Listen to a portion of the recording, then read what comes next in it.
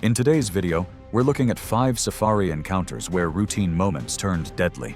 From a quiet sunset walk near a waterhole that ended in a sudden lion charge, to a narrow jungle trail where a hidden boar struck before anyone could react. But first, deep in a remote mangrove delta, a family's search for adventure would become their final moments alive. It was July 18th, 2025, and the remote waterways of a little-known mangrove delta in eastern India wound through dense forest, forming a maze of tidal channels and small islands. Morning mist clung to exposed roots, the air heavy with humidity and insect noise.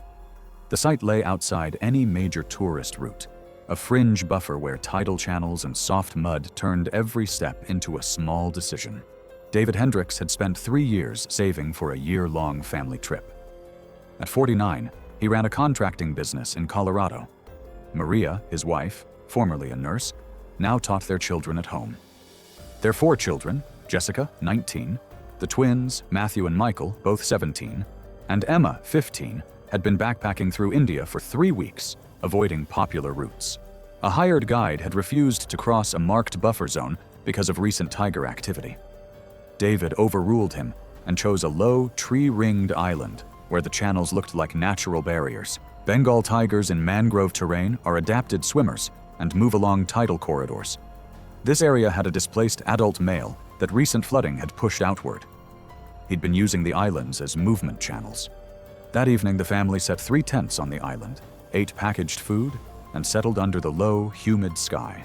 Nothing at camp suggested immediate danger, only a smell on the wind that a large predator might already be nearby.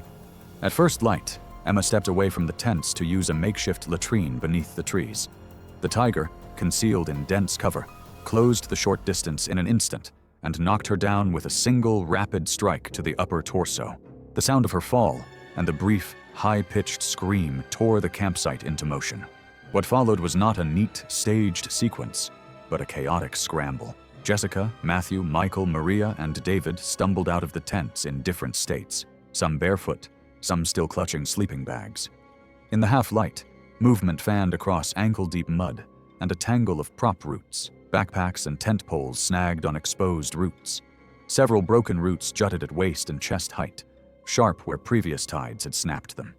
Michael's foot slid into soft, suctioning mud and could not be freed at once. Where movement stopped, vulnerability followed. The tiger struck nearest targets first and moved with quick, forceful bursts rather than a choreographed pattern. He hit Jessica as she came out of her tent, a sudden, brutal collision that left her collapsing into the nylon wall.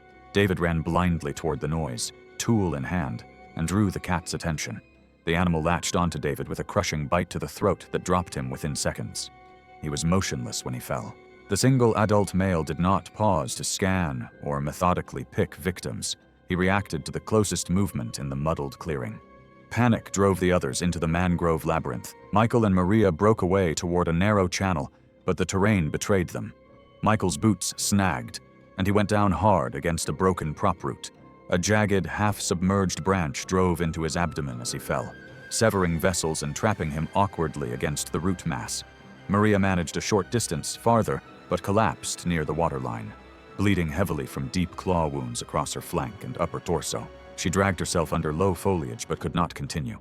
Matthew tried to move toward the boat but lost footing in the soft mud and twisted, the straps of his pack catching on a root. He fought to free himself while the tiger closed again. The animal struck with a decisive, fatal bite to the upper neck. The rapidity of those final strikes left little time for coherent rescue attempts. Anyone who tried to pull a family member free was hampered by suctioning mud, tangled roots, and the need to avoid further movement that would draw the predator back. Within 7 minutes, the clearing had gone from a scattered campsite to a tableau of collapsed tents, scattered gear, and people stopped short by mud or injury. Emma lay near the initial strike site, having died where she fell. Jessica and David were found close to their tents, both fatally injured in the first moments of the attack. Matthew lay a short distance downslope, killed by the decisive neck bite delivered during the second surge. 2 others, Michael and Maria, had managed to put distance between themselves and the tents, but were located a short distance away, collapsed and mortally wounded. Michael had been impaled on a mangrove root during the scramble. Maria had bled heavily from deep lacerations and could not reach help. Coroner findings later confirmed that all 6 family members died from a combination of catastrophic trauma and rapid blood loss, consistent with a single short-duration tiger attack. Rangers closed access to the island and nearby channels for 2 days to document the site and monitor for fresh tiger sign. No man-eater indicators were found, and the animal was not located in follow-up sweeps. So authorities issued a brief advisory to guides about increased tiger movement after recent flooding. Mangrove forests hide dangers in tight, waterlogged corridors, but open bushveld carries its own risks. Even in guided settings where visibility seems clear, a single misstep near a predator's approach route can turn a quiet evening walk into a fatal encounter. It was August 3, 2015, on a privately owned section of bushveld near the Limpopo border, where a narrow walking path led toward a seasonal waterhole. The air was cool and still, carrying the faint smell of dust and dry grass as the last light began to settle over the savanna. The lodge's sunset photography walk was supposed to be routine, the kind of quiet excursion where guests captured silhouettes of grazing antelope against the fading sky. But the bush that evening held a deeper silence, a kind that marked the transition between daylight safety and nocturnal movement. Marcus Venter, a 34-year-old electrical technician from Pretoria, had joined the walk as part of a short holiday. He was known among colleagues as cautious and methodical, a man who preferred structure and tasks he could measure. Photography was new to him, something he had taken up only months earlier to cope with stress from layoffs at his workplace. The trip was meant to provide calm and a chance to build a small portfolio he hoped to submit to a local magazine. His interest leaned toward landscapes and low-light shots, and he tended to move ahead of groups to capture angles without obstruction. This was his first time on a guided safari walk. Staff recalled he asked detailed questions about framing and exposure, not about wildlife behavior. He trusted that walking with a guide meant predictable safety, as long as he stayed within sight. As the group prepared, he carried only a mid-range camera, a water bottle, and a small pack. His goal for the evening was simple: capture the smooth surface of the waterhole, reflecting dusk colors. The approach to the waterhole moved through alternating mopane patches and open grassland. Thickets of blackthorn and wait-a-bit acacia formed dense pockets near the water's edge, forcing the group to maintain a single-file line. A broad reed bed bordered the far side of the waterhole, a favored resting and hunting corridor for predators. The sun had nearly fallen fully behind the horizon, creating a low contrast that made reeds, shadows, and contours blend into one another. Lions frequenting this region often traveled these reed corridors at dusk. Mature males could weigh more than 400 pounds and were capable of closing short distances at speeds exceeding 30 miles per hour. In dense cover, their approach could be nearly silent until the final seconds. Lions in this region commonly used direct escape paths and sometimes reacted aggressively when movement blocked those routes. Guides in the area routinely reminded visitors that waterholes were transitional sites where visibility narrowed quickly. There had been earlier signs the group registered only partially. The guide observed fresh tracks near the mud line, a large male, prints still sharp at the edges. Broken reeds indicated recent movement toward the thicket. A distant contact call from across the river carried faintly, suggesting a pride nearby. The guide motioned for slower pacing and kept the guests tight on the path. Marcus drifted 4 to 5 yards ahead to frame a low, wide shot of the water's reflection. In doing so, he placed himself near a narrow gap between the reeds and the bank, one of the few direct crossing points lions used. The moment of contact developed with almost no warning. Witnesses reported a single rustle within the reeds, followed by a deep, fast-moving shape pushing through the cover. Evidence at the scene later showed the lion closed a distance of roughly 25 to 35 feet in a straight, explosive burst. Marcus, crouched and facing the water, had little awareness of the approach. The lion hit him with enough force to drive him backward into the hardened earth, knocking his camera several feet from the point of impact. The guide raised his arm and moved the remaining guests upslope as the brush around the bank erupted with movement. Ground markings indicated the lion pinned Marcus with its forelimbs, pressing its weight onto his torso, while it delivered several deep bites to the shoulder and neck area. These patterns matched defensive close-range attacks, documented in similar environments. Witnesses described the attack as brief but violent, the brush shaking in bursts rather than continuous motion. Marcus attempted to rise once, shifting the disturbance into a shallow arc along the bank. But the lion brought him down again almost immediately. The attack ceased as abruptly as it began. The lion withdrew into the reeds without circling or returning, leaving the bank still except for settling dust and the sound of disturbed water. The guide kept the remaining guests in place on higher ground, conducting a controlled retreat once the path behind them was confirmed clear.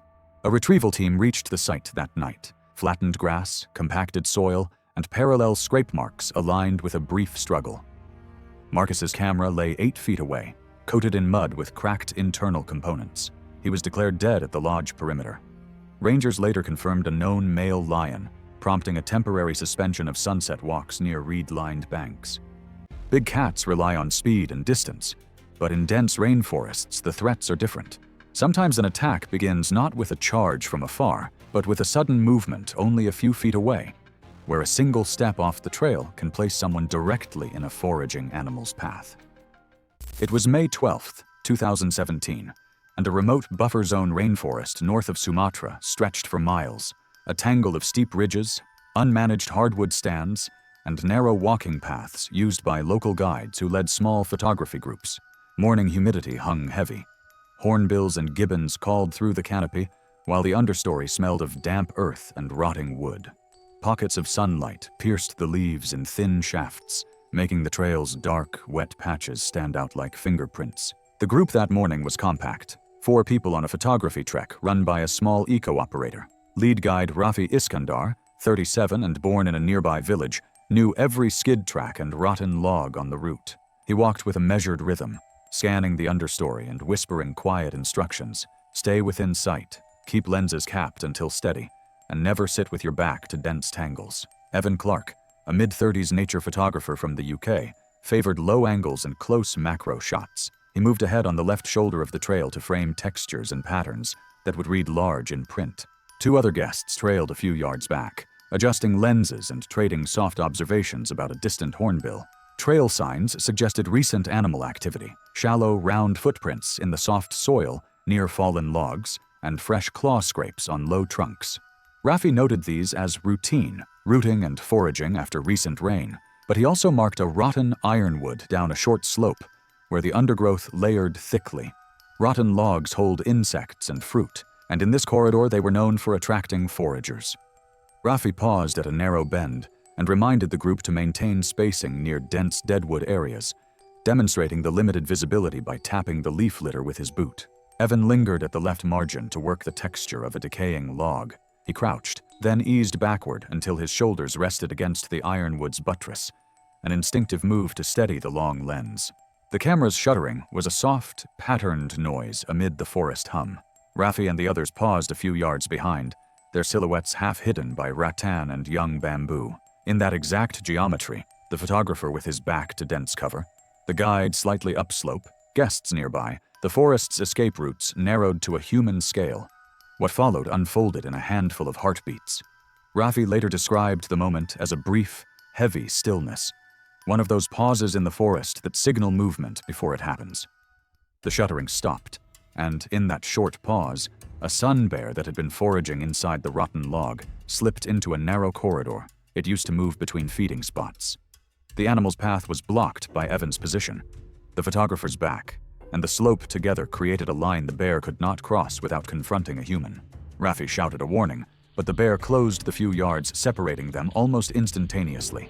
An explosive, straight burst rather than an extended chase. Witness timing and ground evidence indicate the animal covered roughly 10 to 15 feet in under a second. Impact knocked Evan sideways on the uneven slope. The leaf litter and loose humus shifted under their combined weight. The bear used its forelimbs and body weight to pin him, pressing him into the ground while delivering targeted bites aimed at the upper torso and neck. Locations consistent with an animal trying to disable a threat quickly rather than dismember. Rafi and one guest moved in immediately, creating noise and throwing packs and sticks to distract the animal. The bear broke contact after only a short period and withdrew into the tangle's downslope. It did not circle or pursue the group. Physical traces matched these actions: flattened leaf litter beside the log, parallel forelimb scrapes where the animal pinned the victim, and a short track of disturbed understory leading down the slope where it exited. Evan's camera and a strap were scattered several feet from the impact zone. Camera housing smeared with mud and abrasions consistent with a fall, against roots and compacted litter. The mechanics matched what is known from similar close-range incidents. A sun bear startled at close range in dense cover typically responds with a rapid, defensive burst. If its escape path is blocked by a human's back or slope geometry, it can resort to pinning and targeted biting. The short distance, the immediacy of contact, the lack of prolonged pursuit, and the pattern of injuries, puncture and tearing wounds to the upper shoulder and neck, with blunt trauma from a fall onto exposed roots, are all consistent with such an encounter. Radio logs show Raffi moved a short distance upslope to get a signal, while an assistant applied improvised pressure. These movements explain the timing of the call and the subsequent 3-hour rescue window given the steep, muddy terrain and need to assemble trained personnel. Rangers reached the group several hours later. Their brief documentation matched the on-scene report. Scuffed soil beside the rotten log, a short drag and disturbance where the struggle occurred, and small, round tracks leading downslope. Evan was pronounced dead at the staging point on the forest edge. Rangers concluded the attack was defensive, triggered when a foraging sun bear's escape route was unknowingly blocked, and issued a temporary advisory for guides moving through narrow, overgrown sections of the corridor. Floodwater can shift predators into places they're not usually seen, turning calm channels into unpredictable hunting zones. It was September 22nd, 2014. And the monsoon season had reshaped the lowland buffer zone forests south of Nepal's protected areas into a network of swollen rivers and submerged grasslands. What was usually a narrow, winding creek used for short wildlife viewing excursions had expanded into a broad, slow-moving channel that wound between reeds, flooded salt groves, and scattered high-ground islands. Local guides had been adjusting their routes daily as the water continued to rise, trying to maintain access to the seasonal canoe safaris that drew visitors each year. Ramesh Thapa, a 41-year-old river guide from a nearby village, had worked these channels for more than a decade. His job was straightforward: paddle tourists along the quieter edges of the waterways and point out birds, deer, and other wildlife that gathered near the creek. The monsoon made the work unpredictable, but it also brought opportunities. With roads flooded and foot trails washed out, canoe excursions became one of the few remaining activities for visitors staying in the region's eco-lodges. That morning, Ramesh led 2 tourists, an Australian couple, into a section of the buffer zone forest, normally accessible only during the driest months. The recent flooding had pushed the water several feet above the usual tree line, creating new routes through stands of reeds and over submerged grass beds. Branches floated past them in steady intervals, and the sound of distant runoff cascaded from higher ground. The tourists sat at the center of the narrow wooden boat, while Ramesh guided from the rear, using a long bamboo pole to push them quietly through the channel. The water was brown and murky from recent rains, carrying sediment from upstream. Birds moved between the exposed branches above the waterline. Occasionally, Ramesh stopped the canoe so the couple could take photographs of herons hunting along the edges of the flooded brush. Mugger crocodiles are common in Nepal's southern waters, especially during the monsoon when high water levels expand their range into agricultural fields and buffer forests. Adults typically measure 7 to 10 feet and are strong ambush predators, using flooded vegetation for concealment. During heavy rains, they often shift to newly formed channels where fish, small mammals, and carrion are pushed by the current. In the rising floodwater, the boundaries between human routes and crocodile hunting zones had blurred. The creek Ramesh was navigating had recently merged with a deeper pool farther upstream, creating a cross-current that made visibility beneath the surface nearly impossible. As the canoe approached a tight bend bordered by tall reeds, the water ahead appeared calm. Ramesh slowed the boat, bracing his pole against a submerged branch to let the tourists photograph a group of storks perched on an exposed root system. With the surface still and silent, none of them noticed the faint disturbance near the reed line, several yards to their left. The mugger crocodile surfaced in a low, quiet rise near the reed line before accelerating toward the canoe. Its head broke the water in a smooth, upward rise, and within seconds the animal closed the distance to the canoe. The boat rocked sharply as the crocodile struck the side, its weight forcing the hull downward. Ramesh shifted his stance to stabilize the canoe, but the sudden tilt sent one of the tourists sliding toward the edge. Ramesh moved forward quickly to pull him back, and the movement placed him closer to the waterline. The crocodile surged again, this time reaching the exposed area where Ramesh had crouched. In a single upward motion, it clamped onto his forearm and pulled him off balance. The canoe rocked violently as the tourists grabbed the sides to keep from falling in. Ramesh entered the water within seconds, pulled downward by the crocodile's weight. The current and limited visibility made it impossible for him to regain footing. Underwater, the crocodile executed a short, forceful twist, just enough to subdue him, stirring the sediment into a dense cloud around them. The motion displaced reeds and stirred the silt around them, creating a muddy plume that spread across the surface. The tourists, unable to see below, could only watch the water churn before the movement gradually slowed. The crocodile released Ramesh once there was no further movement from its grasp, disappearing into the deeper channel that branched off towards the forest interior. The canoe drifted several meters downstream until the couple regained control using Ramesh's pole. They signaled for help by shouting toward a cluster of houses on higher ground, where villagers quickly organized a search. Heavy floodwater made recovery efforts difficult. By late afternoon, teams were still unable to trace the exact route the crocodile had taken through the branching channels. The search continued over the next several days as the water gradually receded, revealing more of the submerged banks. A week later, villagers found Ramesh's body caught against a natural debris barrier, where the creek narrowed around a cluster of tree trunks. The immediate area showed signs of water disturbance and drag marks consistent with flood-fed currents. Tracks from a large mugger crocodile were later documented along a nearby exposed sand patch once the water drained back to normal levels. The incident led to temporary closure of canoe routes in the flooded sections of the buffer zone and renewed warnings about conducting wildlife viewing excursions during periods of rapidly rising water. And on dry ground, danger can sit silent just a few feet off the trail, hidden until someone steps too close. It was November 8, 2013, and a low band of mist held to a forest corridor west of Karinsi village, where a narrow walking path cut through secondary jungle and young bamboo. The area sat outside any formal reserve, a community-used woodland where local guides led short jungle treks for visitors. Overnight rain left the trail soft and dark, with water beading along rattan vines and dripping steadily from the canopy. Thomas Reed, a solo traveler in his mid-30s and a photographer on a month-long trip through Sumatra, has requested a 2-hour walking safari aimed at birds and forest textures rather than large mammals. The guide assigned to accompany him, Adi Santoso, a 41-year-old villager with years of experience on the same loop, signed out a basic first aid kit and radio before they left. The plan was to follow the ridge above a small stream and return by late morning. Conditions favored wildlife movement. Recent rain had softened the ground and brought fallen fruit to the surface. Forest officers later noted fresh rooting patches along the corridor edges, typical signs of wild boar feeding after storms. Wild boars in Southeast Asian forests often rest in shallow ground depressions during the day, especially after rain. When surprised at close range, they respond with an explosive, straight-line burst meant to clear a threat rather than pursue it. Adi reported hearing occasional rustles in the understory as they walked, nothing unusual for that route.